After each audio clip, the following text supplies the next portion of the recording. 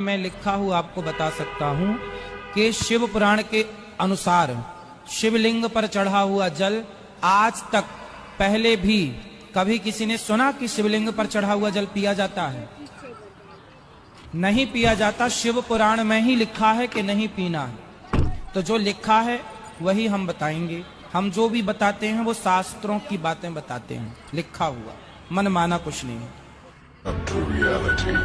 जो लोग कहते हैं शिव जी पर जल चढ़ा हुआ नहीं पीना चाहिए, उसके लिए मेरे वेद व्यास जी लिख रहे हैं, पेज नंबर 75, विद्वेश्वर संहिता।